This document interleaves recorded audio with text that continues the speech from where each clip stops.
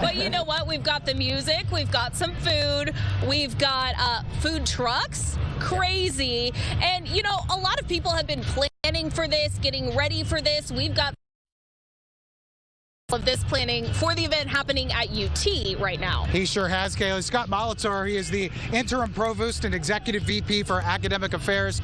Scott, you've put a lot of work into getting this plan, and just judging by how many people are here, what exactly do you have going on? And it must make you smile to see all the people here. Oh, yeah, this is a fantastic day. We couldn't have asked for any better weather or turnout.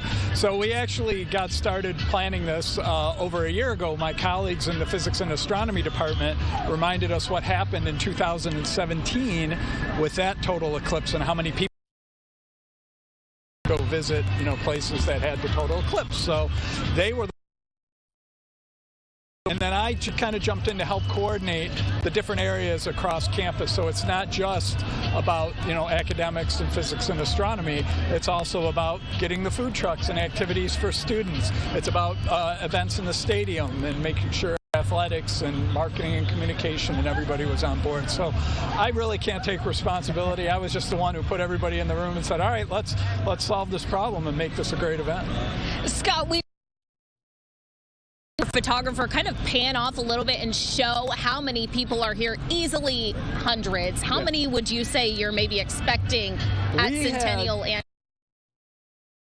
idea how many people were going to show up. We didn't have any tickets or reservations. We just opened it up and said, come to our campus. So my understanding is we can hold up to 15,000 people in the glass bowl in seats that would have a view of the eclipse. I imagine we don't have 15,000 there right now, but as the eclipse, you know, the total eclipse gets closer, we don't know how many people we'll have in the stadium, and then obviously out here in Centennial Mall. So, but it's a great mix right now of UT students and families, people probably from the neighborhood. Scott Molitor, thanks so much for joining us. Great job organizing this, and they still do have total solar eclipse glasses available, so if you want to bring the family on down here, you got plenty of time to still arrive if you're in Toledo or in the Toledo area, Kaylee. And if you don't, also can get lunch because there's lots of food trucks, there's games, so there's here at UT, and we are in totality 1 minute and 27 seconds, so it's gonna be great. Let's send it over to Tyler Segerman, who's at Hinsville. We are at UT right now in Centennial Mall area. It's a lot of fun. Last time we were live, I had said probably about 500 people. Not anymore. More people just keep coming in, and it's all kinds of people. We want to show you this feed right now. This is at UT at the Ritter Planetarium. This feed is showing the sun right now, and we're only about 15 minutes away from partial eclipse. So it's going to get pretty interesting here in about 15 minutes. We know there's a lot of excitement around here because so many people just keep coming to UT. I'm gonna have our cameraman pan over to Tim. He's got a couple people that are really excited to be here right now. Yeah, Kaylee, so many people have gathered here. We have folks from the community, obviously University of Toledo students as well, as you would expect to see here on campus. So let's talk to a few of them here. You guys have been nice and patient for us. What do you think? We're, you know, getting close to that beginning of the eclipse and then the big moment at 3:12. What are you looking forward to? Yes, it's a big experience. It's a great opportunity for everyone to come together and join as one. It's so amazing to see everybody come out. The weather is amazing. It is so nice to see all these folks gathered around. People are happy. We need things to be happy about, right? It's a once-in-a-lifetime event, and I'm glad that my university is helping us and giving us resources so that we are able to see it. Yeah, they've done a great job organizing this. We know they have a lot of food trucks and things like that. What do you guys think? I mean, you go to class and it might be boring sometimes. It's all in the books or online. You're actually getting to see something real. What's that moment going to be like for you when we see that full totality? Well, I'm really excited. I've been looking forward for this for a couple of days, not gonna lie, and yeah, I'm just really excited. Same for you? It's just a real moment. It's part of history. Like, not everybody is gonna get to experience this moment, so I'm just happy to be in this time right now. Well, it's great to see you all here. Thanks so much. They've got some blankets spread out on the hill here, so a perfect place to get ready to watch this eclipse. All right, back here at the University University of Toledo, and man, do more people just keep showing up and showing up. It is getting crazy here, but that's not a bad thing. That's a good thing. We want a lot of people. Oh, we love people just keep streaming in, and it's great to see. Hey, we're joined right now by someone who's actually studying what's going on in our world and in our galaxy today.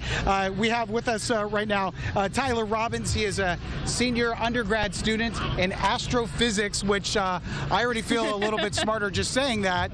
But you actually live this year. What are you feeling right now, Tyler, as we're a little over an hour to go till this huge moment? Yeah, I am incredibly excited to see the eclipse. You know, I was around for the total solar eclipse in 2017, although we were in the path of totality, so I didn't really get to see very much of it. Definitely much better conditions today, and of course, I'm just super excited to see this. I've got to ask you, what drew you to astrophysics as a career? Yeah, so when I was younger, I was always just generally interested in space and physics and mathematics. And then one time, I think it was like right around high school age, I found a broken telescope in our basement. And I decided to find a way to put it back together and actually got to watch a lunar eclipse for the first time. And that just sucked me right in, and it's been history since then. We all think of moments in our lives that sparked a career. That seems like that was the moment for you. What do you think days like this, when Northwest Ohio has so many people coming in and experiencing this whole thing, what does this do for just space in general or astronomy in general?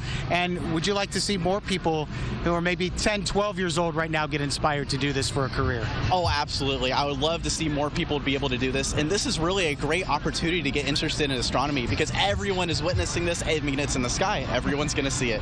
So I really think this is a great opportunity. And it's great for our future, too, because the more people we have interested in space, then the better our future will be in space. Love to hear that. Awesome. Tyler, so cool. Good luck with your career. And we're going to see you maybe working for NASA someday. Hopefully, that is the goal. Is that the goal? That is the goal. That was a good guess. Okay. Well, good luck to you, Tyler. So glad you're here. And just you don't even have to be an astronomy student to love the day like this, but it's great to talk to someone who really is into it. We are doing really good, Kaylee. Thanks so much. I want to kind of just set the scene real quick. Right. 30 minutes ago, we had like full sun. It was warmer. And like everyone has said, it's gotten a little bit darker. It's gotten a little bit cooler. You can feel the cool. And it's only going to get darker and cooler as we continue to get closer to totality. Yeah, it is. And a lot of people putting their glasses on, looking up at the sky.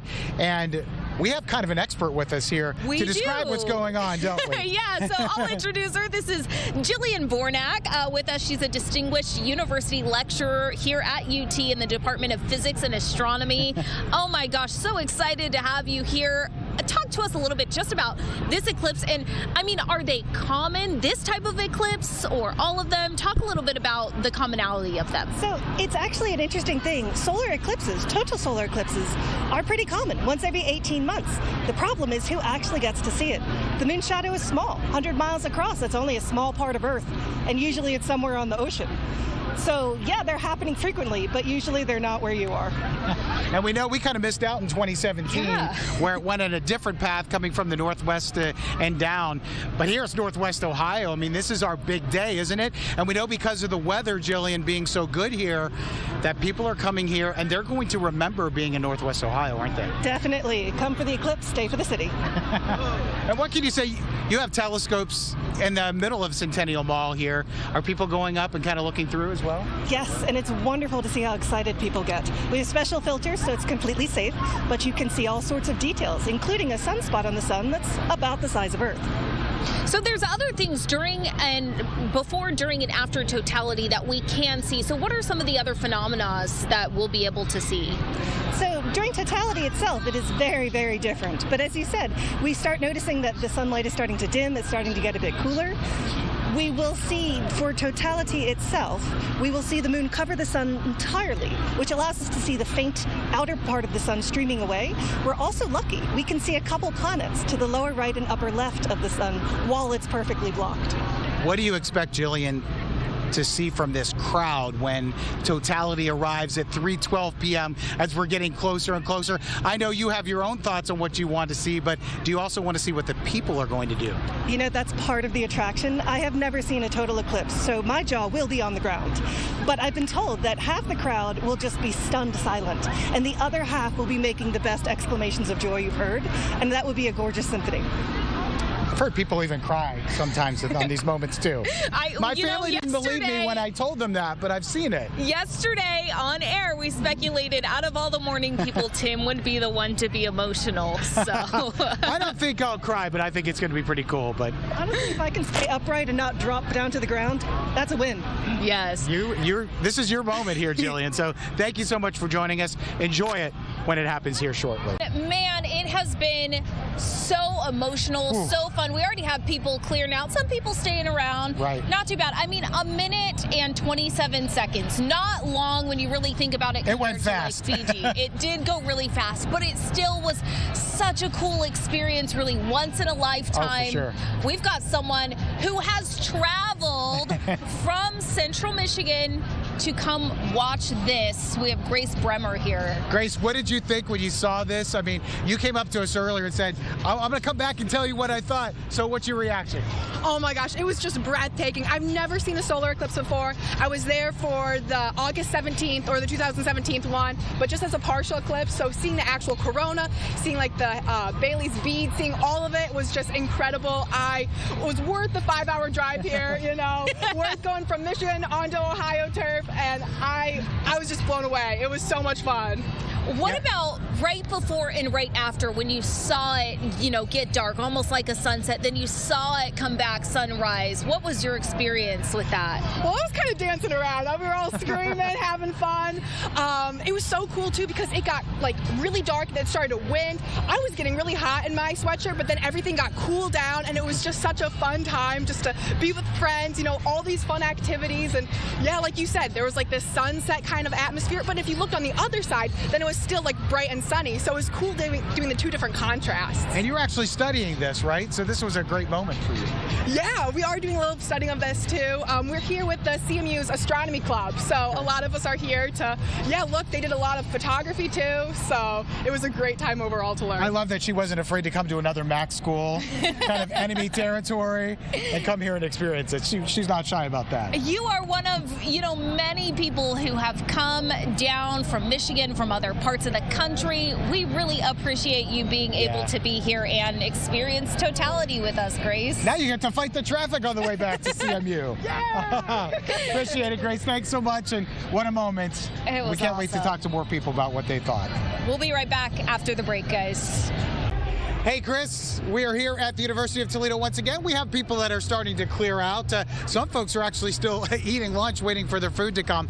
But, Kayla, we have a special visitor here who came and said hi to us earlier today. Yeah, this is Ariel. She's in 5th grade. She came by and she's like, I'm here because I don't have school and I want to experience this. This is going to be so fun. So what were your thoughts during the eclipse?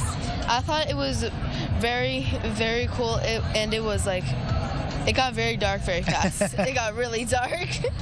Was that something you were expecting, or did it kind of take you by surprise? It caught me by surprise very, very quickly. And what did you think when we got to that moment of totality and you were able to look up without the glasses on? Did you feel like any emotions then, or what did it feel like? I felt very happy because this is like a special opportunity. It happens every 360 years, so I'm very happy to see it. Yeah, I won't be around for the 2099 one. So this was the one I needed to see. She knows 300-something years. We've been talking the year that it's happening, but I didn't do that math. So good job, Ariel. Great job. And what did you think? You were here with Ariel. What was that moment like for you? Just an opportunity to experience that with her, something that she can tell her kids and grandkids. I remember having a partial eclipse when I was probably 4th grade or something. So it's something that I didn't get to see the total, but you know, something that she's lived through a pandemic and an eclipse that she can share with her kids. For you to be able to see a partial eclipse and now totality, is this one better? Oh, without a doubt, yes. Would you recommend if someone has a chance to go see a total eclipse, even if they have to travel a couple hours to do it? Oh, absolutely. It's not something you'll ever see again in your lifetime. It's a once in a lifetime thing. So it's something that you gotta try and see. All right.